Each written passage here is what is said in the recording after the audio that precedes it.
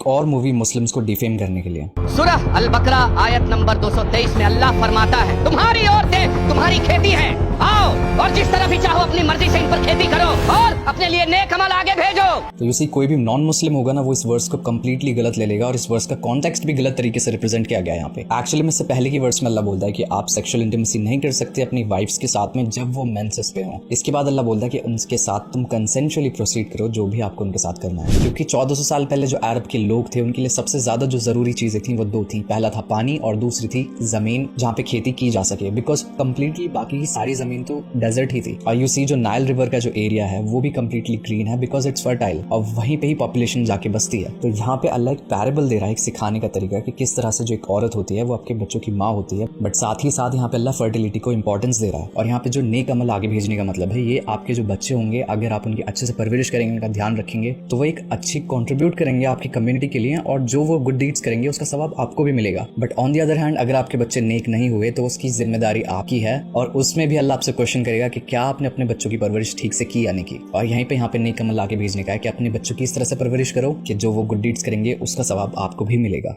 औरत अगर हमल की हालत में भी हो और शौहर उसे अपने पास बुलाए तो औरत को न कहने की इजाजत नहीं है। कैसे ये आदमी बोलता है कि मुस्लिम वुमेन कभी मना नहीं कर सकती अपने हस्बैंड को सेक्सुअल इंटीमेसी के लिए, जो कि कम्प्लीटली गलत है। इनफैक्ट ये तो पहले कुरान की आयत से प्रूव हो चुका है कि इससे पहले वाली वर्स में अल्लाह मना करता है जब औरत मेंसेस पे हो तब ना करो। और सेकेंडरी प्रॉफिट मोहम्मद सल्लल्लाहु अलैहि वसल्लम कहते हैं कि जब भी आप सेक्सुअल इंटीमेसी करना चाहो तो आपको उनकी परमिशन लेनी चाहिए। इनफैक्ट दूसरे हदीस में ये भी है कि आप अपनी अगर बेटी का निकाह कर रहे हो तो उसकी भी मर्जी उसमें होनी चाहिए। ये सेम चीज अल्लाह कुरान की आयत में भी मेंशन करता है कि ओ बिलीवर्स, तुम पे लाजमी नहीं कि तुम औरतों के शौहर बन जाओ उनकी मर्जी के खिलाफ या फिर उनको गलत तरीके से ट्रीट करो, उनको मिसट्रीट करो।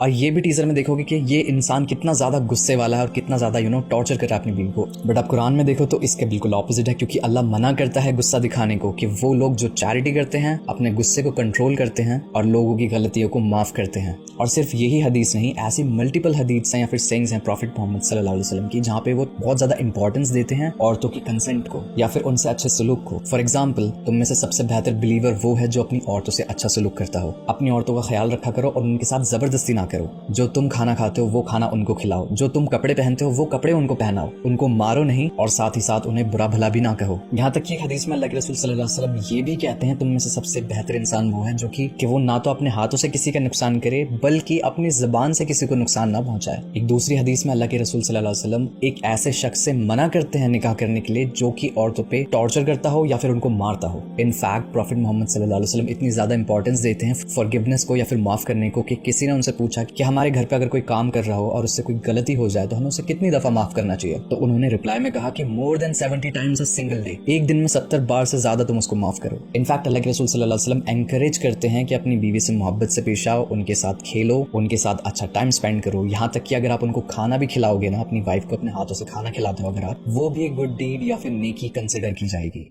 औरत सिर्फ और सिर्फ अपने शौहर की फर्मा बरदारी के लिए पैदा की गई है।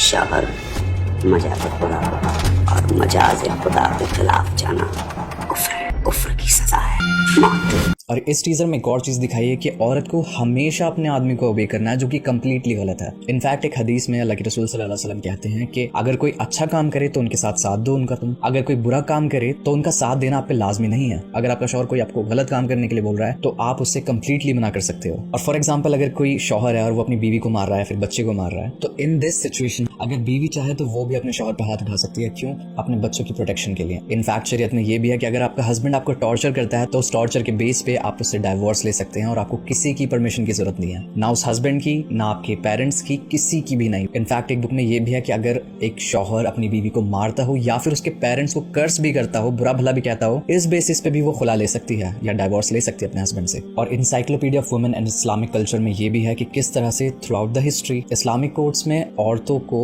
हार्म के बेसिस पे डाइवोर्स मिल चुके हैं। और अब एक बहुत ही खूबसूरत आयत में अल्लाह कुरान शरीफ में फरमाता है कि हस्बैंड एंड वाइफ एक दूसरे के लिए क्लोथिंग की तरह है, गारमेंट्स की तरह है। और गारमेंट्स क्या करते हैं? गारमेंट्स आपको प्रोटेक्शन प्रोवाइड करते हैं, खूबसूरती देते हैं आपकी बॉडी को, या फिर जिस तरह से जो औरतें हैं वो कपड़े पहन के खुद को ब्यूटीफाई करती हैं। यहाँ पे अल्लाह एक पैराबल देता है मोहब्बत का, कि किस तरह से हस्बैंड और वाइफ में मोहब्बत होनी चाहिए। और अब फाइनली बात करते हैं इस मूवी के टाइटल पे, हमारे 12। किस तरह से ये बोलते हैं कि मुस्लिम्स बहुत ज्यादा बच्चे पैदा करते हैं, जो कि कंप्लीटली गलत है। तो according to the population foundation of India, जो मुस्लिम्स का ग्रोथ रेट रहा है वो पिछले कुछ डेकेड्स में घट कर 32% से 24% पे आ गया है, जो कि इनके इस पॉपुलेशन प्रोपेगेंडा को कंप्लीटली रिजेक्ट कर देता है। और आपको पता है कि इस्लाम को ये सब आखिर इतना ज्यादा डिफेम क्यों करते हैं? बिकॉज इस्लाम में ये कैपेबिलिटी है दुनिया को चेंज करने की। जिस तरह से इस्लामिक गोल्डन एज पे जो इन्वेंशंस दी, जो रेवोल्यूशंस दिए, जो सोल्यूशंस दिए, जो एक हार्मनी लाई इस्लामिक गोल्डन एज के टाइम पे, जो कि मुस्लिम्स ने इस दुनिया को दी थी, वो कभी किसी और ने नहीं दी। और ये बात ये सारे लोग जानते हैं जो भी इस्लाम के खिलाफ प्रोपेगेंडा फैलाते हैं। वो सब इस बात को जानते हैं कि सिर्फ एक इस्लाम एक ऐसा वाहिद फेथ है जो कि कैपेबिलिटी रखता है पूरी दुनिया को बदलने की।